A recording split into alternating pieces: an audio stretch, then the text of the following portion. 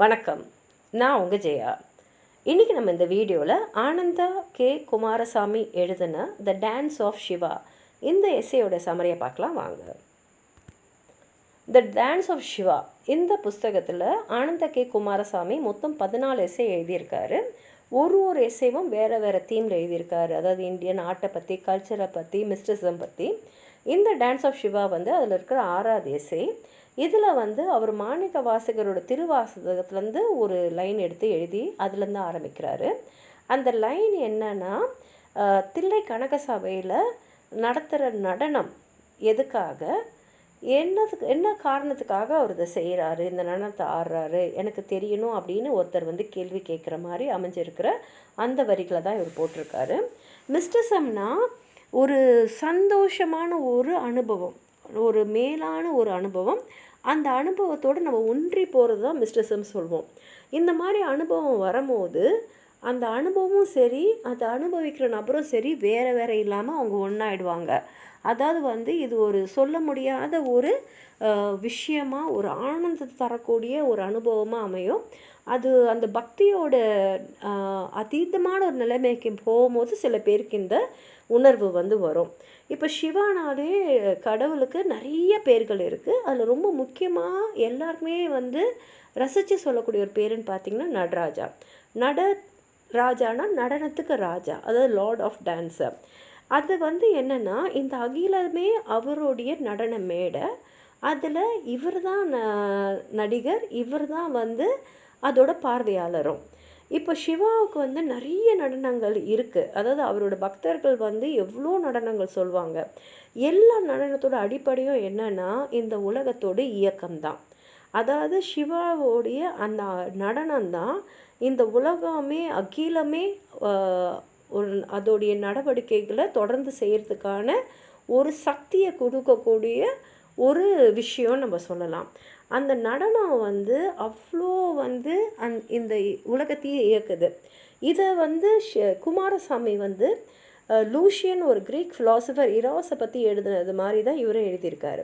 ஏன்னா லூஷியனும் என்ன சொல்கிறாருன்னா, இந்த ப்ரிமிவல், அதாவது ஆதிகால நடனம் தான் இந்த அகிலத்தில் இருக்கக்கூடிய எல்லாத்தையுமே, அதாவது சேட்டலைட்டுன்னு சொல்லுவோம், பிளானட்ஸுன்னு சொல்லுவோம், எல்லாத்தையுமே இயக்கக்கூடிய ஒரு சக்தி இதுதான் அப்படின்றது தான் இவங்களுடைய அனுமானம்.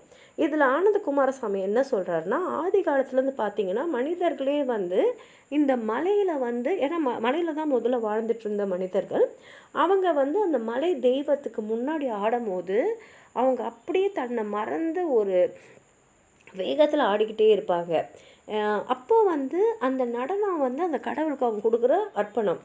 ஆரியன்ஸ்லாம் அப்புறம் இந்த நடனத்தை சிவாவோட நடனமாக அவங்க சேர்த்துட்டாங்க.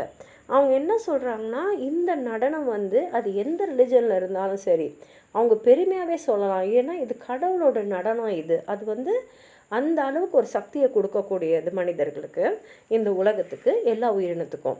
இந்த எஸ்ஸையில் ஆனந்த குமாரசாமி 3 நடனங்களை பற்றி பேசுகிறாரு. ஒன்று சிவன் மாலை வேளையில் ஹிமாலய மலையில், அதாவது கைலாச மலையில் ஆடக்கூடிய ஒரு நடனம்.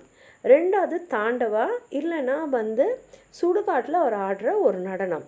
3வது ஆனந்த தாண்டவம். இதை தில்லை கனக சபையில் அவர் ஆடுற நடனம்.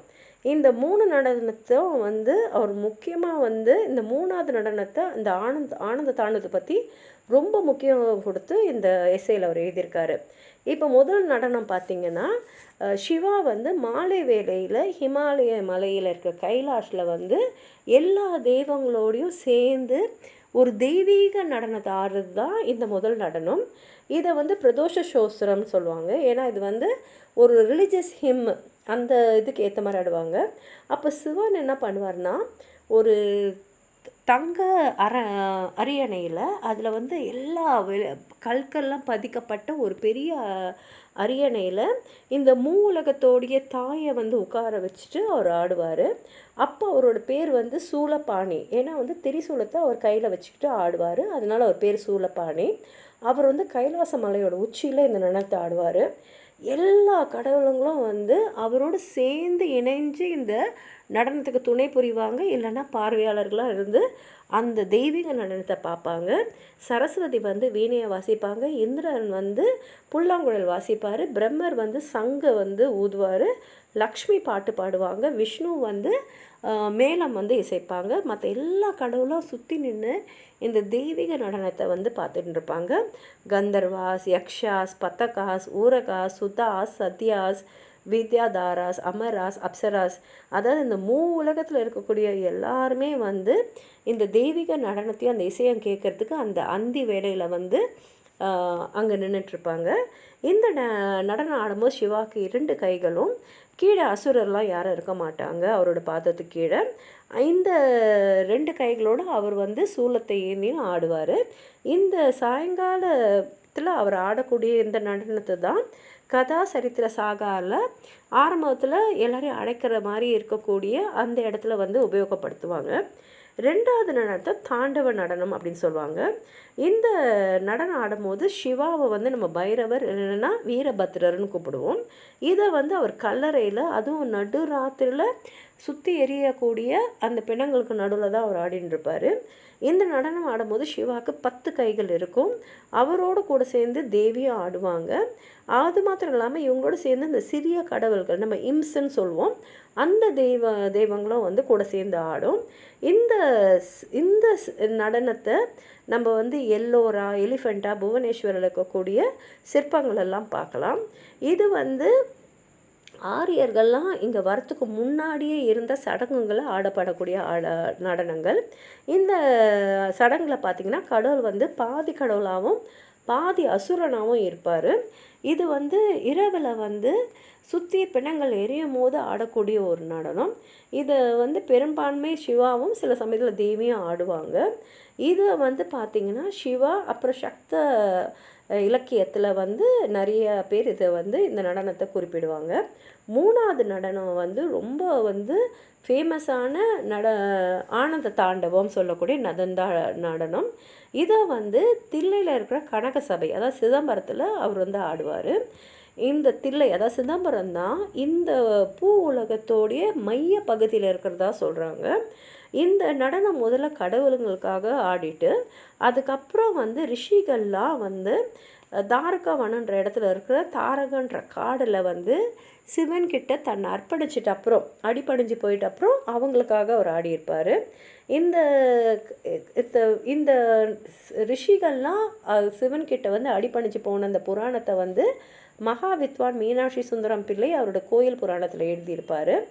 அதாவது என்ன ஆச்சுன்னா, தாரகாவனத்தில் வந்து சில ரிஷிகள்லாம் வந்து சிவனுக்கு எதிராக, அதாவது அவருக்கு வேண்டிய மரியாதை செய்யாமல் அவங்களுடைய யாகத்தை பண்ணிகிட்டு இருந்தாங்க.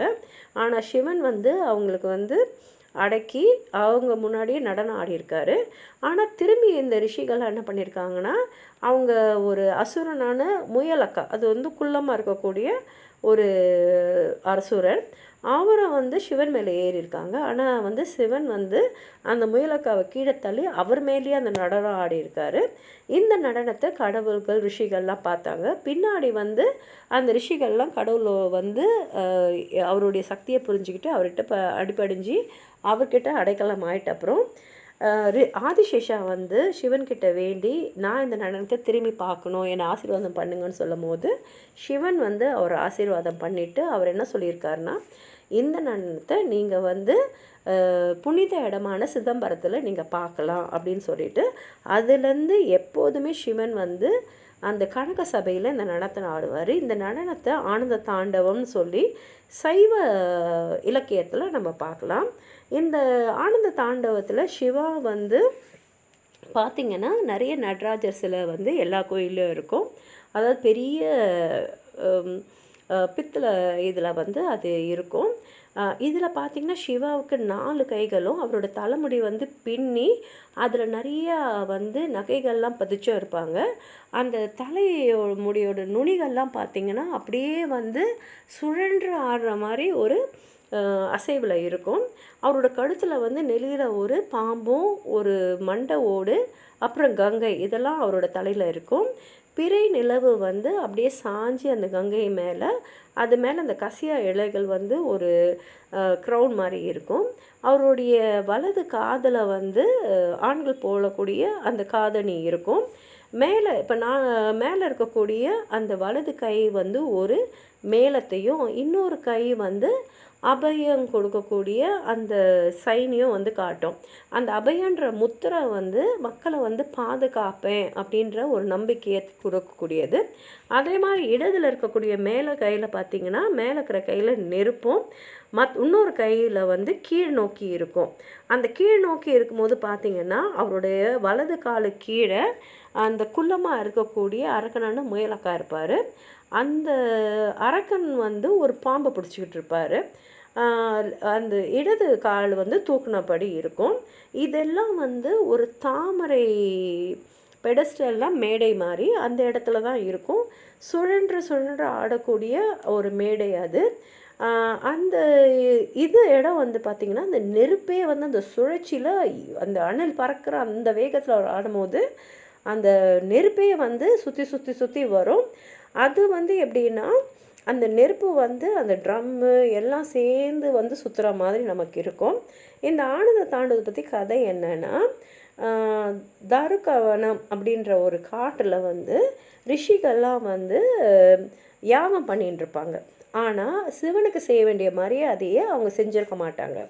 அதனால் இந்த ரிஷிகளுக்கு வந்து அறிவூட்டுறதுக்காக சிவா என்ன பண்ணுவார்னா, ஒரு முனிவராக ஒரு இளம் வயது முனிவராக அழகான தோற்றத்தோடு அந்த காட்டுக்குள்ளே வருவார். அவர் கூட விஷ்ணு வந்து ஒரு பேரழகியாக அவங்களோட வருவாங்க.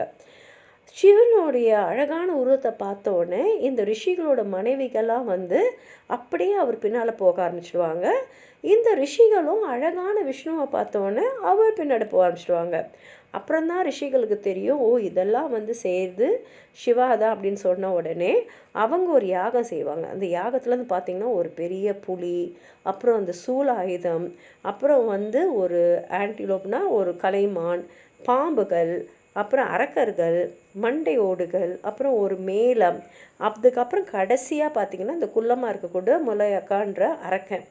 அந்த அரக்கன் வரும்போதே வந்து நெருப்பு தணலோடு தான் அப்படியே நெருப்பு எரிஞ்சிக்கிட்டே தான் வருவார். அதுலேருந்து தெரியும் அது எவ்வளோ வந்து ஒரு ஈவலான ஒரு கெட்ட ஒரு அரக்கன் அப்படின்னு.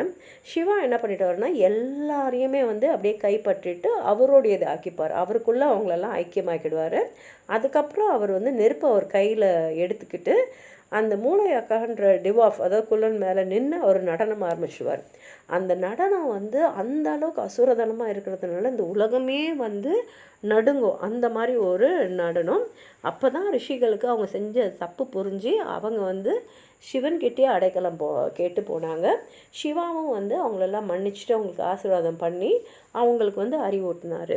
அப்போ தான் ஆதிசேஷன் வந்து இந்த நடனத்தை எனக்காக நீங்கள் இன்னொரு வாட்டி ஆடணும் போது அவர் என்ன சொல்லுவார்னா, இந்த ஆனந்த தாண்டவம் வந்து அதாவது விக்ரஸ் டான்ஸ் ஆஃப் பிளிஸ்ன்னு சொல்லுவாங்க. இதை வந்து தில்லையில் இருக்கிற கனக சபையில் மக்கள் இந்த உலகம் இந்த உலகத்தில் இருக்கிற எல்லா உயிரினங்களுக்காகவும் எப்பொழுதுமே நான் வந்து ஆடுவேன்னு சொல்லி ஆண்டவன் சொன்னதாக ஒரு கதை இருக்குது. இத்தோடு இந்த சம்மரி வந்து முடியுது. உங்களுக்கு ஏதாவது சொல்லணும்னு நினச்சிங்கன்னா கீழே இருக்கிற கமெண்ட் பாக்ஸில் எழுதுங்க. இந்த வீடியோவை லைக் பண்ணுங்கள், உங்கள் ஃப்ரெண்ட்ஸோடு ஷேர் பண்ணுங்கள். சப்ஸ்கிரைப் பண்ணாதவங்களாம் ப்ளீஸ் சப்ஸ்கிரைப் பண்ணி சப்போர்ட் பண்ணுங்கள். நன்றி.